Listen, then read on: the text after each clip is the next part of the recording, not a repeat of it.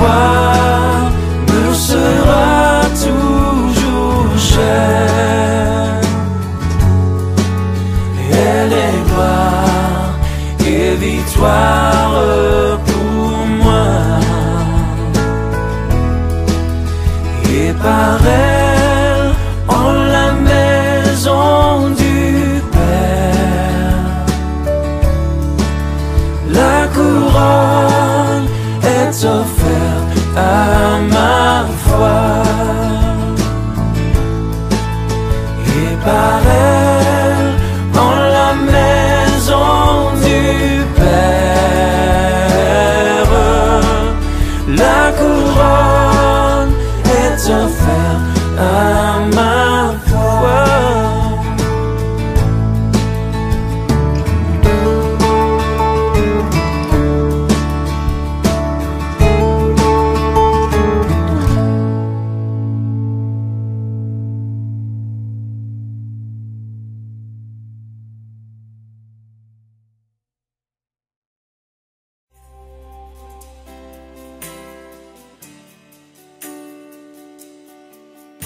Prosternés, nous confessons, tu es Dieu en ce lieu.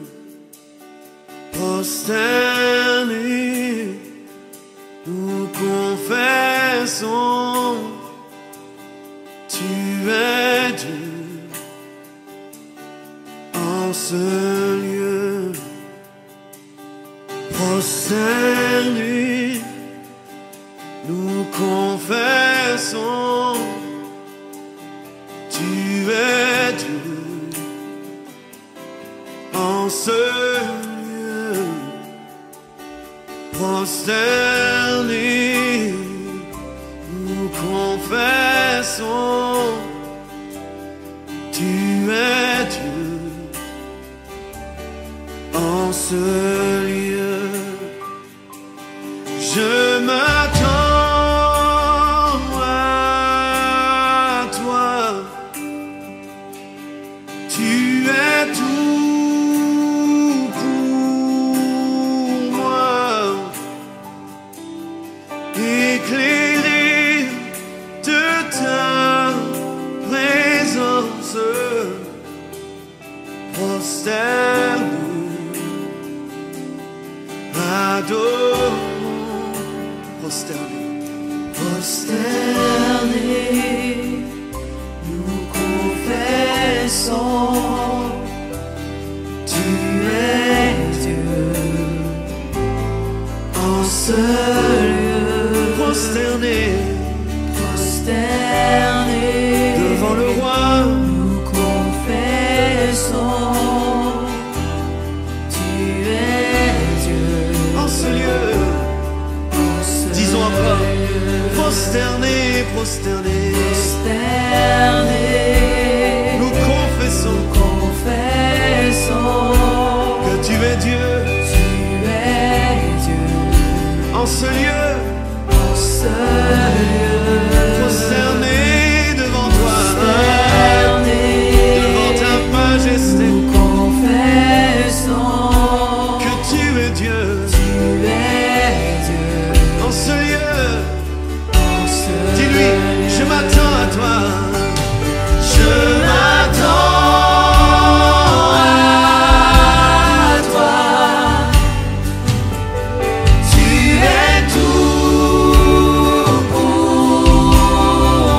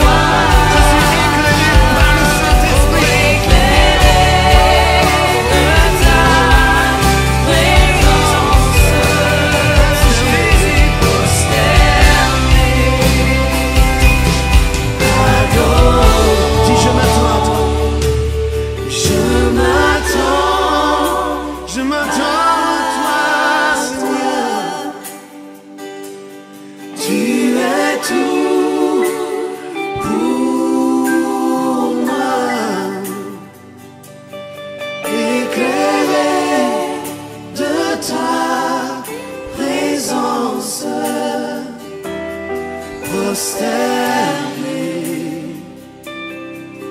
adorons, prosternés.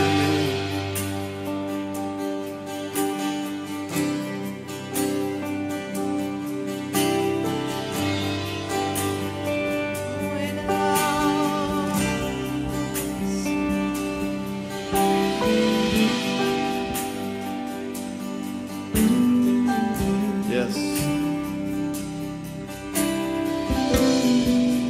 Yes, hallelujah.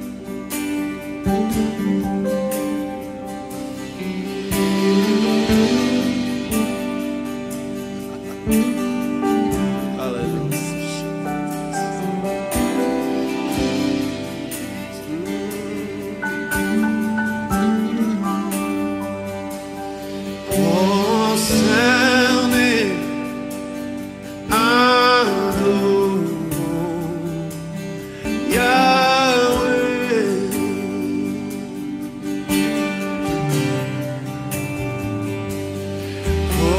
Concerné,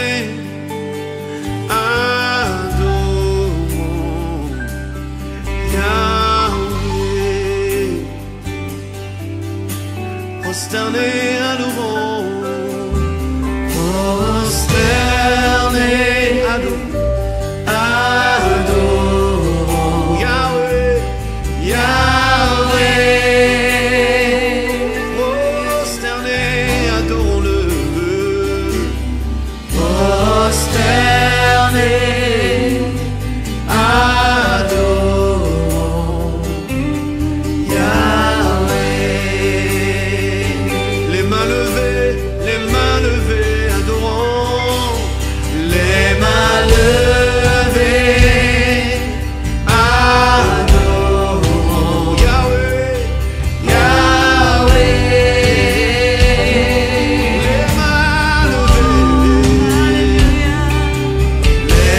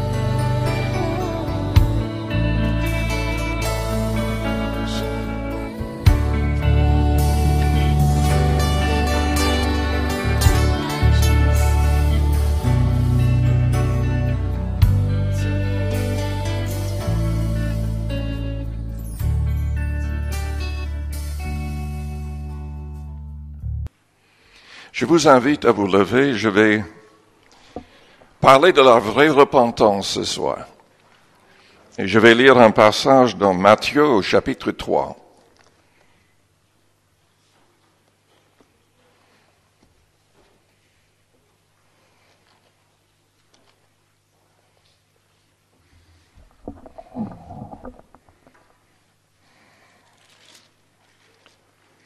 Je vais commencer à lire au verset 5, un passage qui parle de Jean-Baptiste, qui a été envoyé pour préparer le chemin pour le Seigneur. Matthieu 3 au verset 5. Les habitants de Jérusalem, de toute la Judée et de tout le pays des environs du Jourdain, se rendaient auprès de lui, et confessant leurs péchés, ils se faisaient baptiser par lui dans le fleuve du Jourdain. Mais voyant venir à son baptême beaucoup de pharisiens et de sadducéens, il leur dit, « Race de vipères, qui vous a appris à fuir la colère à venir? » En fait, il s'adressait à des gens religieux qui se croyaient juste. Il leur a dit, produisez donc du fruit digne de la repentance, et ne prétendez pas dire en vous-même, nous avons Abraham pour père. Car je vous déclare que de ces pierres-ci, Dieu peut susciter des enfants à Abraham. Déjà la cognée est mise à la racine des arbres, tout arbre donc qui ne produit pas de bons fruits sera coupé et jeté au feu. Moi, je vous baptise d'eau pour vous amener à la repentance. Mais celui qui vient après moi est plus puissant que moi, et je ne suis pas digne de porter ses souliers. Lui, il vous baptisera du Saint-Esprit et de feu.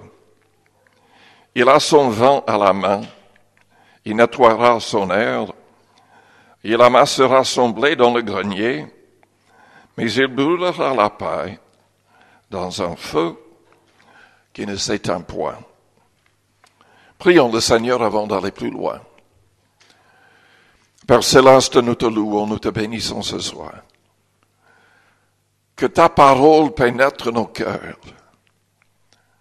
Seigneur, que toute personne qui vient dans notre Église passe par une vraie repentance, une pleine repentance. Et que nous puissions tous être remplis d'humilité et marcher toujours avec une attitude de repentance. Car Seigneur, nous devons toujours nous mettre en question. Nous devons toujours analyser nos cœurs et nos vies afin d'être sûrs que nous sommes sur le bon chemin et que tu vas nous accueillir. Seigneur, au-delà de ce que je vais dire, parle dans les cœurs et les consciences. Sauve, délivre, guéris ce soir. Remplis-nous de ton Esprit Saint. Aide-nous à progresser spirituellement. Au bon nom de Jésus-Christ. Amen. Vous pouvez vous asseoir.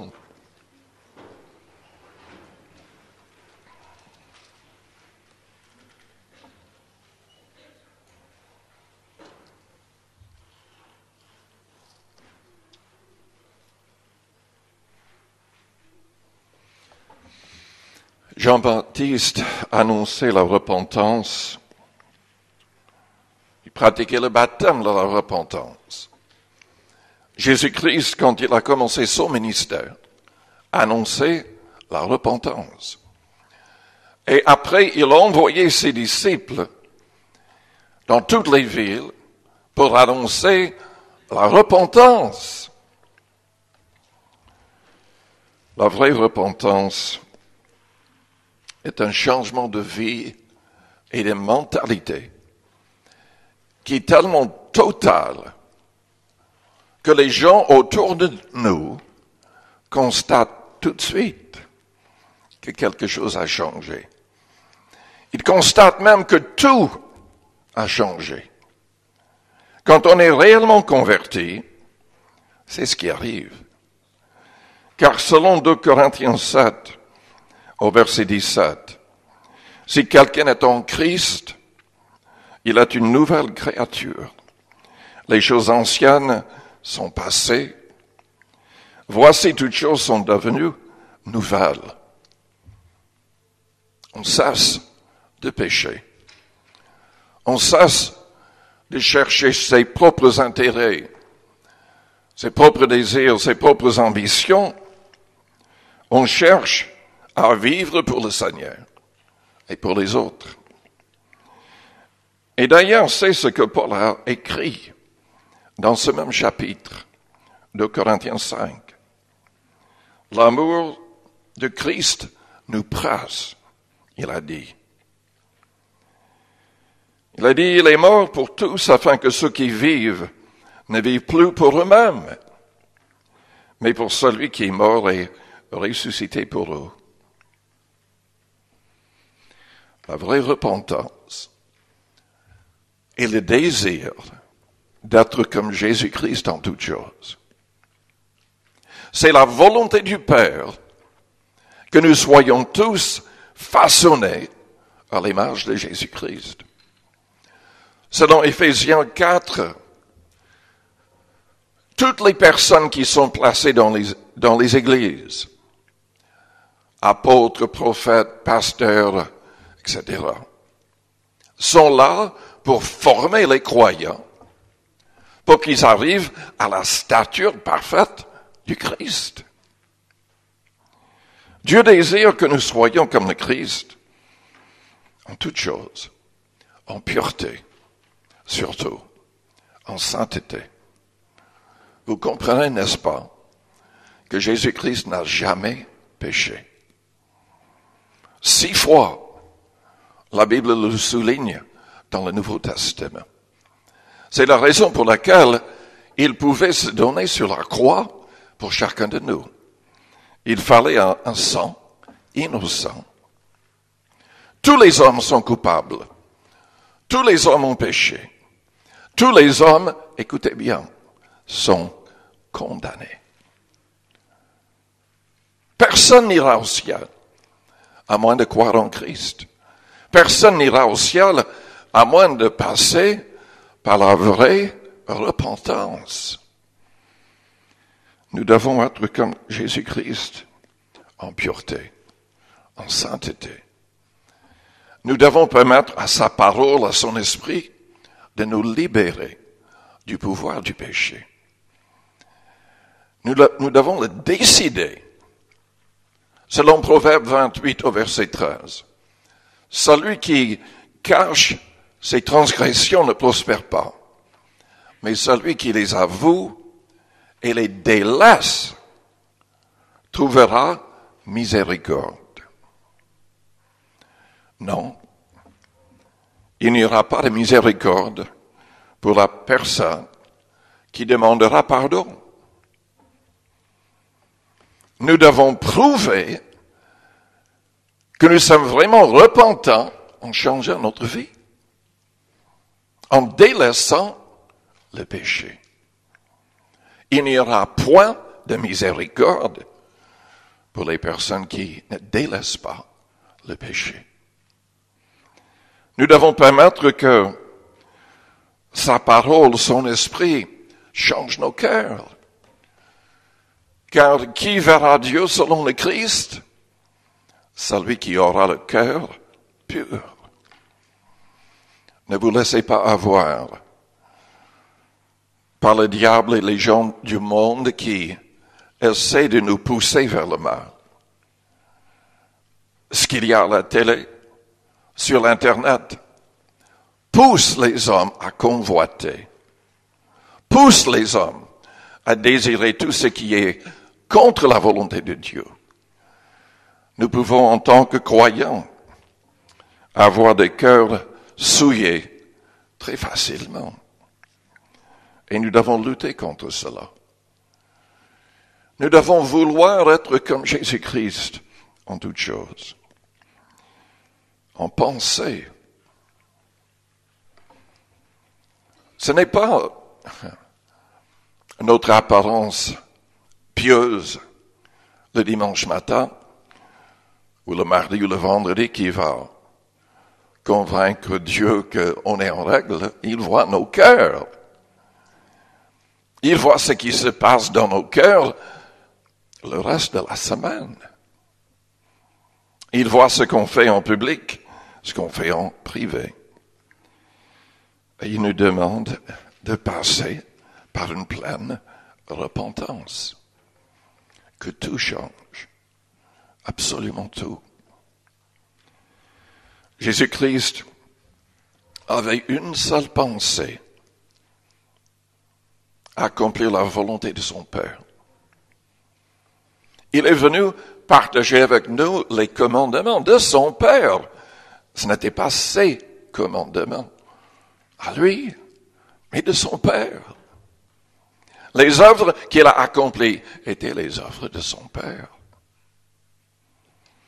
Nous devrions avoir le même désir. Accomplir la volonté du Père. Et c'est quoi sa volonté? Je l'ai déjà dit. Que nous soyons comme Jésus-Christ en toutes choses. En parole. Sommes-nous comme Jésus-Christ en parole?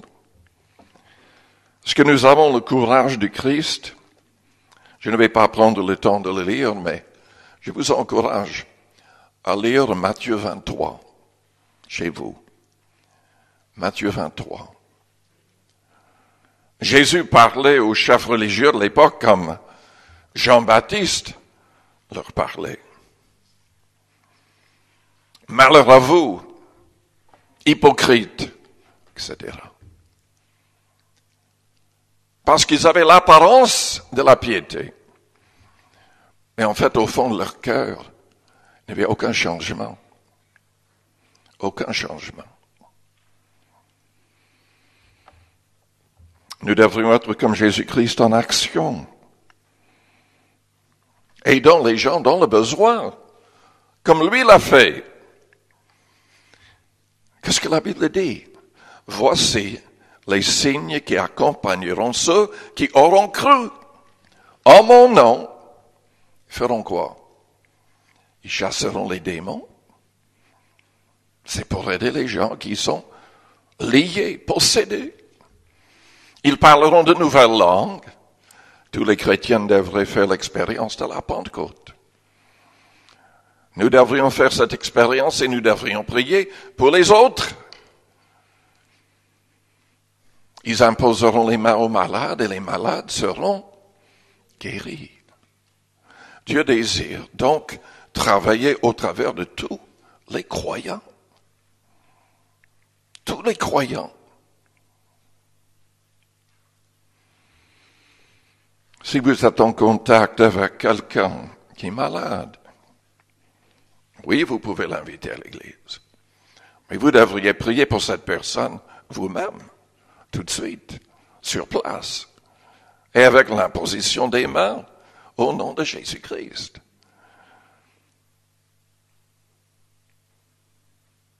Dieu désire accomplir de grandes choses au travers de vous. Lisez Jean 14 au verset 12.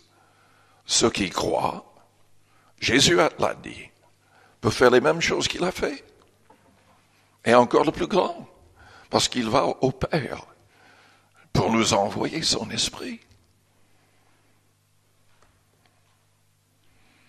Nous devrions être comme le Christ, en action mais aussi en réaction.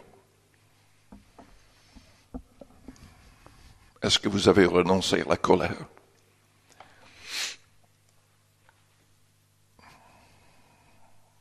Est-ce que vous avez renoncé à l'amertume, à la haine? Est-ce que vous avez choisi d'aimer vos ennemis, de leur faire du bien? Jésus-Christ a choisi de nous aimer jusqu'au bout. Il a choisi d'aimer ceux qui le mettaient à mort. Père, pardonne-leur, car ils ne savent ce qu'ils font. Ils ne savent ce qu'ils font.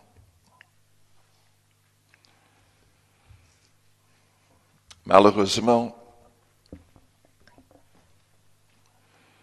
il y a énormément d'hommes qui refusent de se repentir pour toute une liste de raisons. Et vraiment, à la fin des temps, quand nous serons dans ce que la Bible appelle la grande tribulation, selon l'Apocalypse, les hommes, la majorité, vont refuser de se repentir en dépit de tout ce que Dieu va faire. Il va envoyer toutes sortes de fléaux, mais il va aussi envoyer des anges qui vont avertir le monde. Mais les hommes vont quand même refuser de se repentir.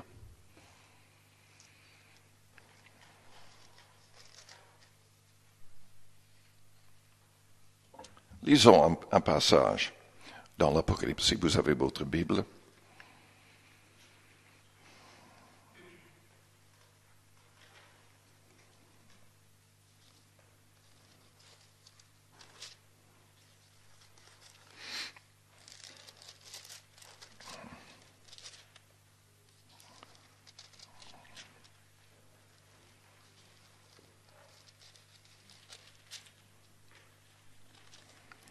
J'ai une nouvelle Bible et j'ai du mal à retrouver les passages.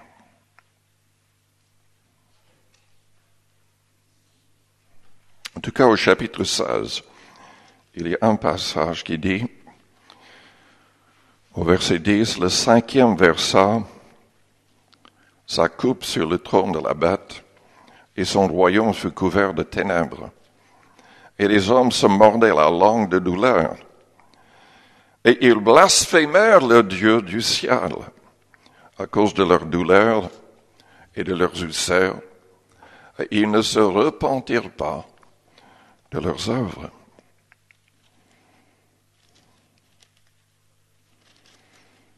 Il y a un autre passage que je voulais lire, mais je n'arrive pas à le retrouver.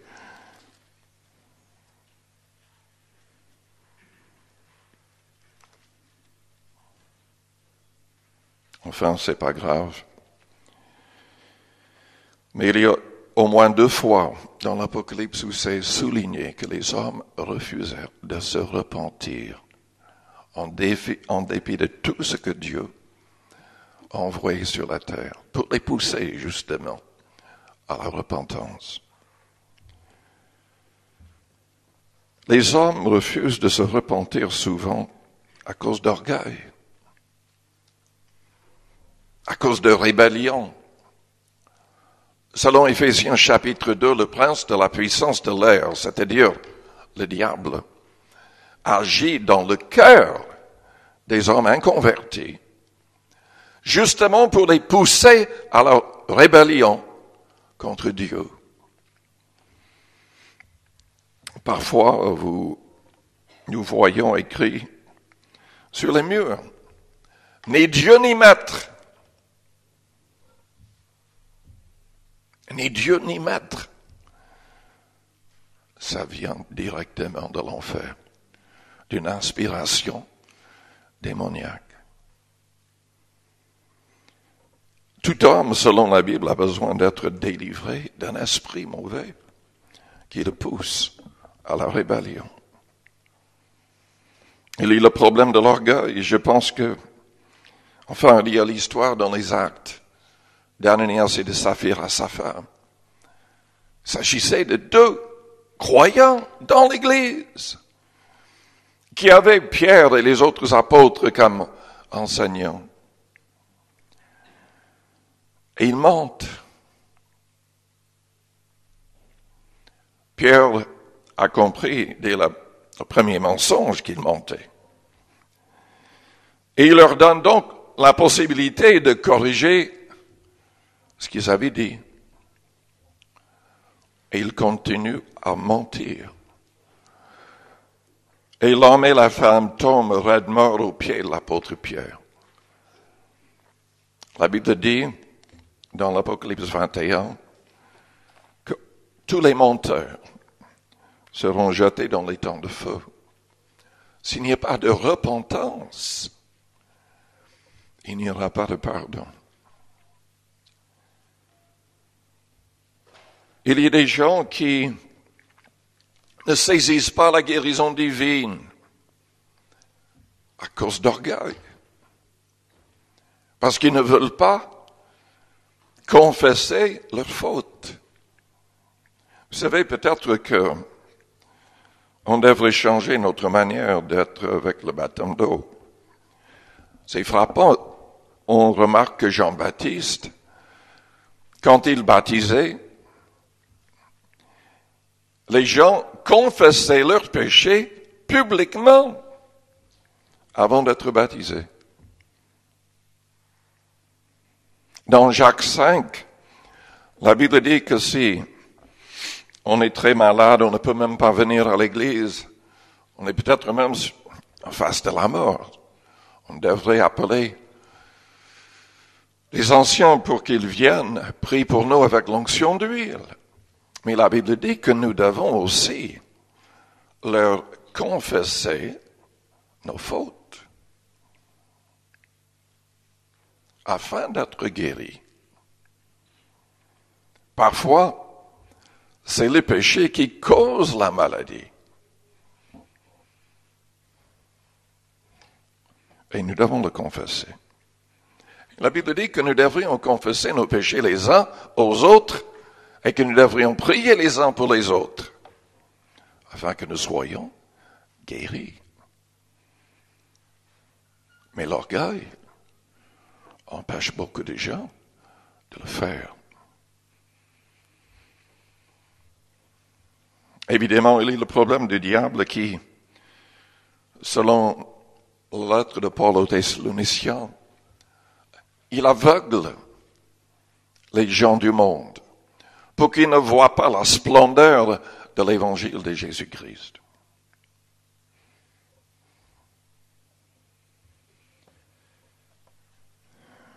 Selon 2 Timothée 3, je voudrais lire le passage. Je crois que nous sommes dans les derniers temps. Est-ce que vous le croyez?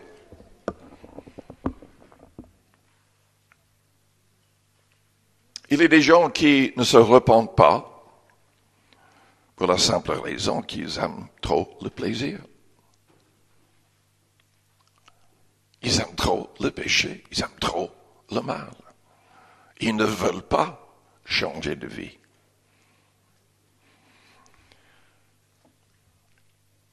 Malheureusement, il y a parmi les gens qui se disent chrétiens beaucoup qui jouent avec les mots, qui ne changent pas de vie du tout, mais prêchent quand même l'évangile, mais d'une autre manière. Pour eux, la repentance n'est pas nécessaire.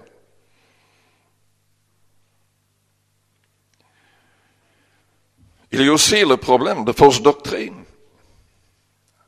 Ce n'est pas uniquement l'Église catholique qui a toutes les fausses doctrines. Il y a des églises qui se disent évangéliques comme nous, qui prêchent toutes sortes de fausses doctrines. Et une de ces doctrines, c'est la sécurité éternelle. Ils enseignent que si on est réellement converti, si on passe par les eaux du baptême, par l'immersion totale,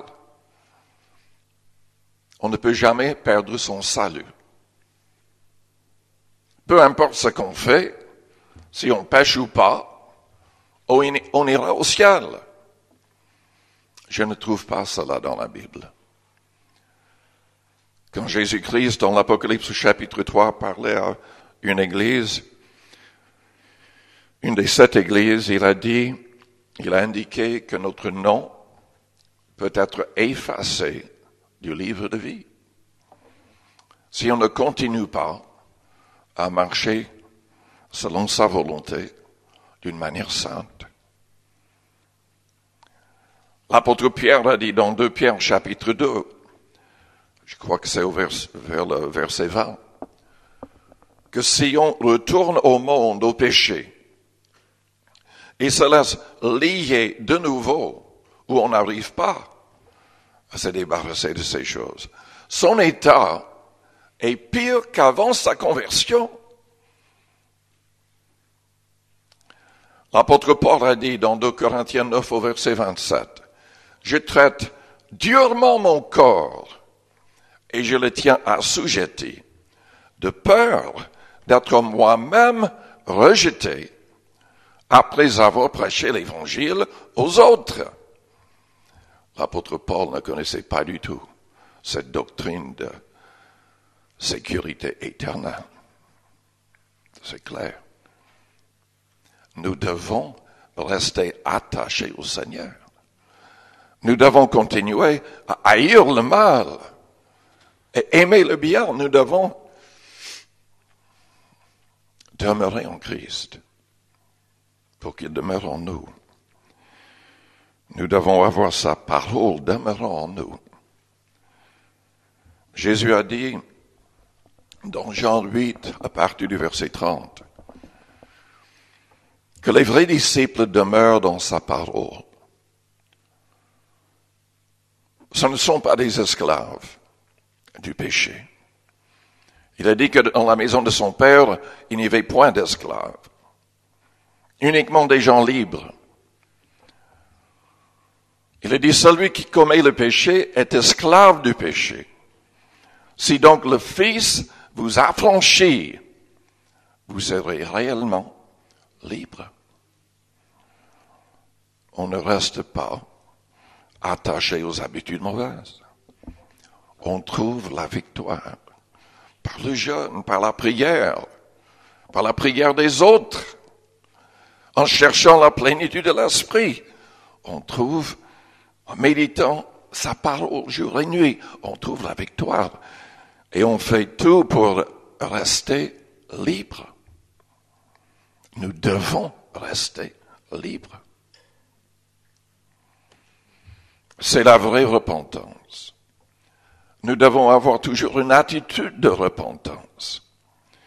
C'est la raison pour laquelle Jean a écrit dans 1 Jean, chapitre 1 au verset 9, « Si nous confessons nos péchés, il est fidèle et juste pour nous les pardonner et pour nous purifier de toute iniquité. » Jean a écrit cela aux chrétiens, aux croyants.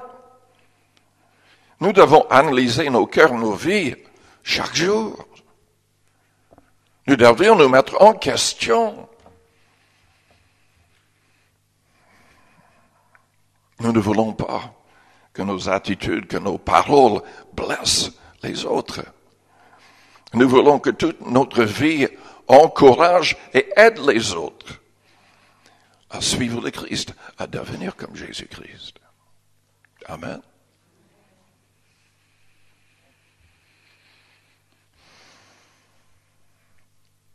Il y a tellement de gens qui jouent avec la Bible, avec les doctrines de la Bible.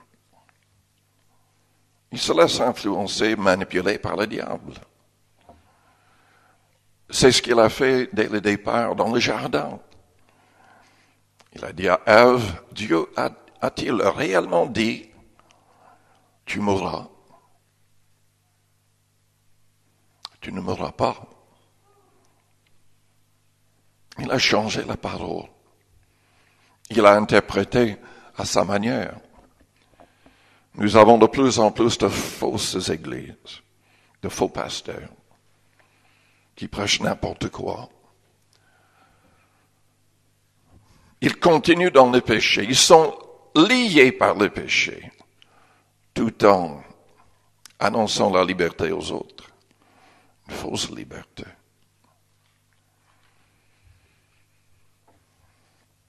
Les hommes refusent de se repentir parce qu'ils doutent de la véracité de la Bible. Et pourtant, Jésus-Christ a accompli plus de 300 prophéties à la lettre. Les prophéties de la Bible prouvent la vérité de la Bible, l'inspiration de la Bible comme la vérité que Jésus-Christ est le seul vrai sauveur du monde. Mes amis, en dépit des films qui disent n'importe quoi, le tombeau est vide et Jésus-Christ est ressuscité. Et des centaines de témoins ont donné leur vie parce que c'est vrai. Et aujourd'hui, il y a des millions et des millions de gens dans le monde, même plus de 300 millions, qui ont fait l'expérience de la Pentecôte.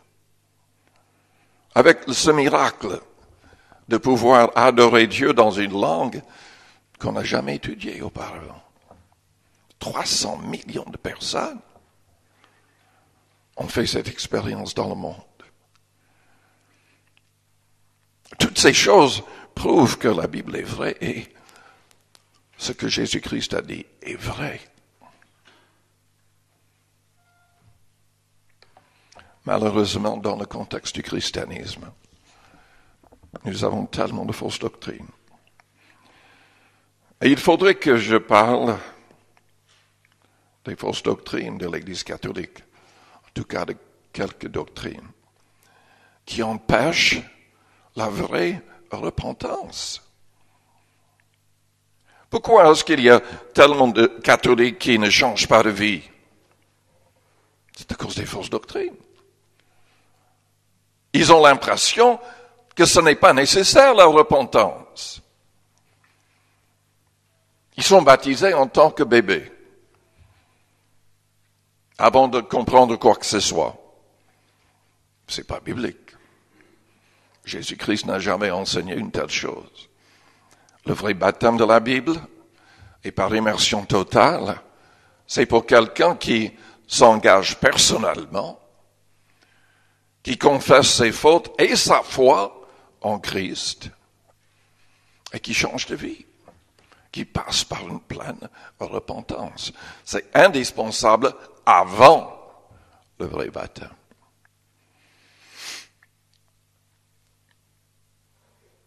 Mais quand les gens sont déjà baptisés, pourquoi changer de vie? On est catholique, on a déjà une religion, pourquoi changer de vie? Et en plus, il y a la prière pour les morts. Il y a la doctrine du purgatoire. Vous ne trouverez rien de tout cela dans la Bible. Rien de tout cela. C'est une fausse sécurité. Les gens se disent, mais pourquoi changer de vie? Je n'ai que donné un peu d'argent pour qu'il prie, pour que je quitte le purgatoire. Je suis catholique quand même. Il y a des gens qui font partie de la mafia, qui croient cela, et qui sont de bons catholiques. Ils ne changent jamais de vie. Ils continuent à être ravisseurs, meurtriers, et tout ce que vous voulez, voleurs. Et ils croient qu'ils n'ont qu'à confesser la chose et sans changer de vie, et ils iront au ciel. Mais quelle folie démoniaque! De telles doctrines viennent directement du diable. Ça ne vient pas de la Bible. Ça ne vient pas de Dieu. Le message de la Bible, c'est la repentance. On change de vie. On devient comme Jésus-Christ dans tous les domaines. Grâce à son esprit qui entre en nous. Grâce à sa parole qui purifie nos cœurs. Et encore, la folie est poussée à l'extrême avec la doctrine de l'absolution.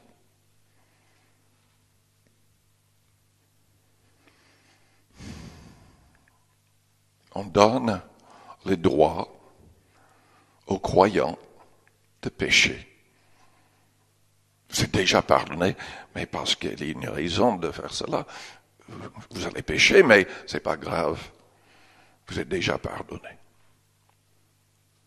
Quelle folie démoniaque.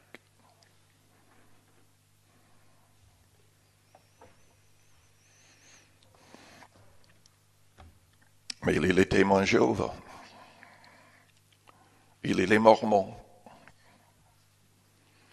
Les Mormons c'est la même chose. Peut-être même pire. Parlons uniquement d'une fausse doctrine. Ils baptisent pour les morts. Ils ont tout un système où ils cherchent dans le monde entier les généalogies de tout le monde. Parce qu'ils veulent sauver les gens en baptisant. Il y a un substitut qui est baptisé pour telle et telle personne. Et ils croient que ça va les sauver. Mais n'importe quoi. N'importe quoi. Vous vous rendez compte? Dans l'épître à Tite, dans les épîtres de Paul à Timothée, plusieurs fois, il a dit au jeune prédicateur Timothée d'éviter les généalogies, car c'était futile, inutile. C'est une folie, toutes ces doctrines inventées par les hommes, évidemment inspirées par le diable en personne. Qu'est-ce que ça donne comme impression? Ça donne l'impression aux Mormons, et peut-être à d'autres qui, sans devenir Mormons, acceptent leur idée, je vais être sauvé. De toutes les manières, Dieu va sauver tout le monde. On n'a pas besoin de se repentir. C'est pas nécessaire. La Bible enseigne que nous devons nous repentir. Jésus-Christ a dit dans Matthieu 7, enfin je vais le lire, Matthieu chapitre 7.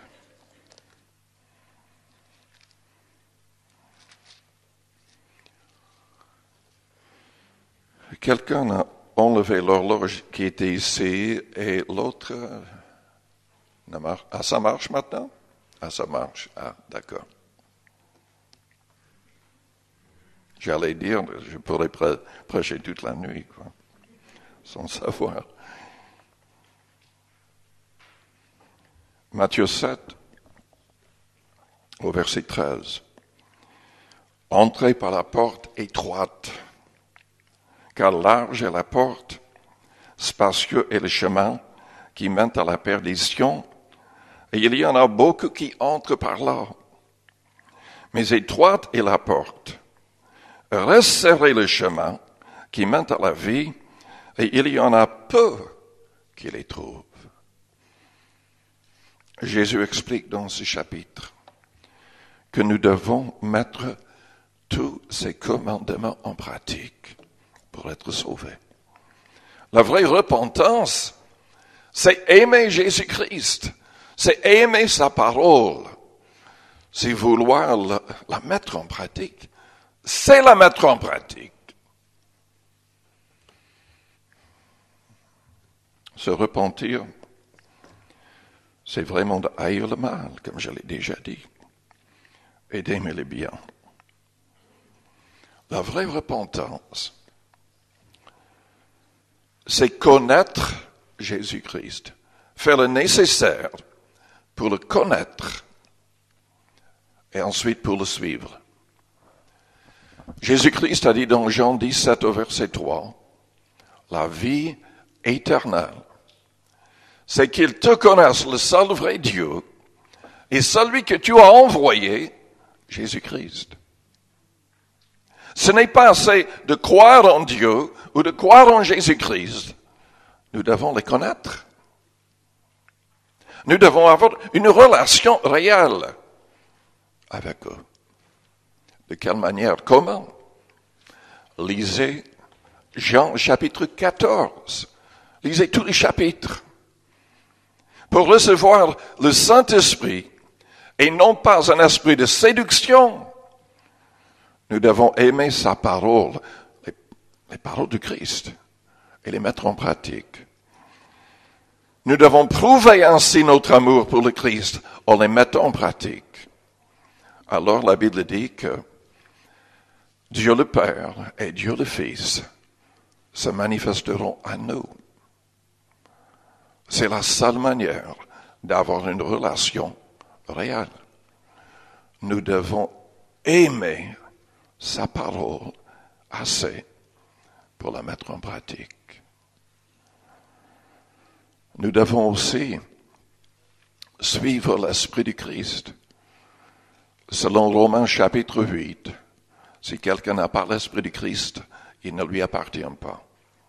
Selon le verset 14, les vrais enfants de Dieu, les vrais fils de Dieu sont ceux qui se laissent conduire par son esprit. Est-ce que vous êtes conduit par son esprit? Est-ce que vous êtes passé par une pleine repentance? La Bible dit que quand on est en règle avec Dieu, son esprit est en nous et il rend témoignage à notre esprit que tout est bien. Je vous invite à fermer vos yeux ce soir, à courber vos fronts. Avec les yeux fermés, les fronts courbés, je vous demande d'être honnête avec vous-même, honnête avec Dieu. Est-ce que votre vie est en règle avec Dieu? Est-ce que vous êtes passé par une vraie repentance? Est-ce que son esprit, l'esprit du Christ, vous conduit? Est-ce qu'il rend témoignage à votre esprit que tout est bien? Si vous n'avez pas une pleine assurance, je voudrais prier pour vous ce soir. Peut-être que vous n'avez pas une pleine liberté. Vous êtes encore lié par quelque chose. Et vous savez très bien que vous devez abandonner cette chose. Faites-moi signe, je voudrais prier pour vous aussi. Merci.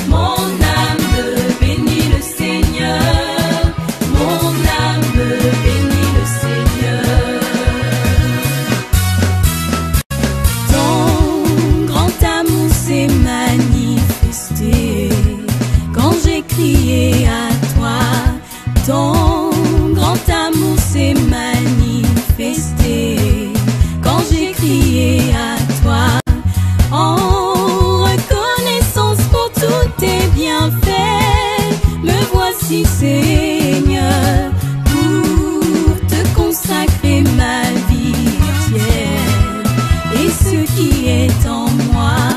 En reconnaissance pour tous tes bienfaits, me voici Seigneur, pour te consacrer ma vie entière et ce qui est en moi.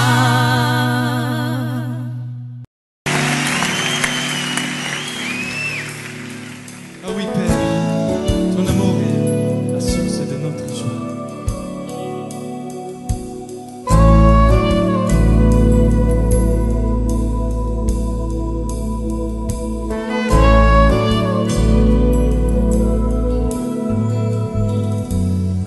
Tu as voulu des enfants unis, qu'il en soit ainsi. Un jardin de paix pour ta famille, qu'il en soit ainsi. Et nous voilà tous ensemble, prêts à faire ta volonté. S'il est vrai qu'on te ressemble, donne-nous ta sainteté.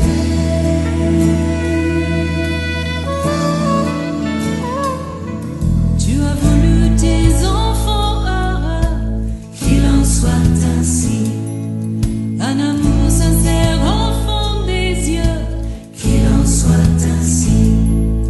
Nous ne sommes pas capables, donne-nous de nous aimer. Que nos vies soient acceptables, selon tes desseins parfaits.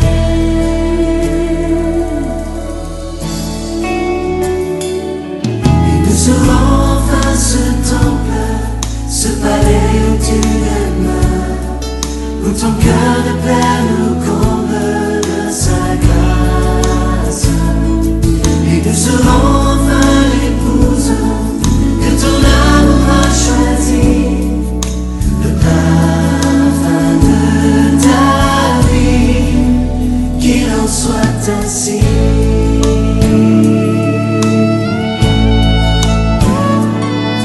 Tu as voulu ton trône établi, qu'il en soit ainsi.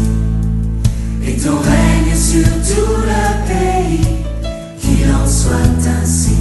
Nous irons dans ta confiance, enflammés de ton esprit, placés dans ta puissance, le salut de Jésus-Christ.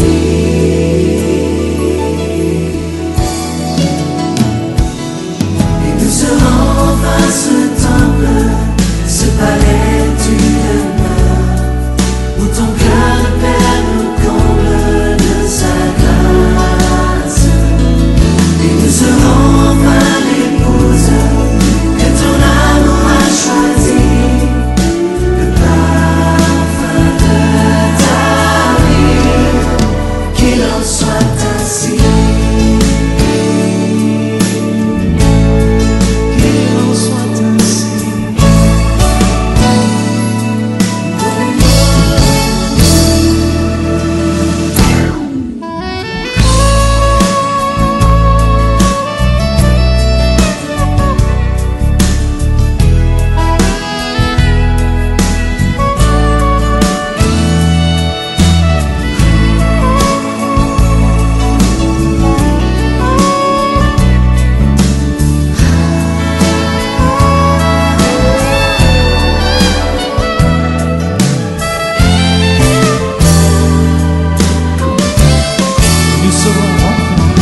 Nous serons enfin ce temple, ce palais où tu demeures, où ton cœur de Père nous comble de sa grâce. Et nous serons enfin l'épouse que ton amour a choisi, le parfum de ta vie, le parfum de ta vie, le parfum de ta vie, qu'il en soit ainsi.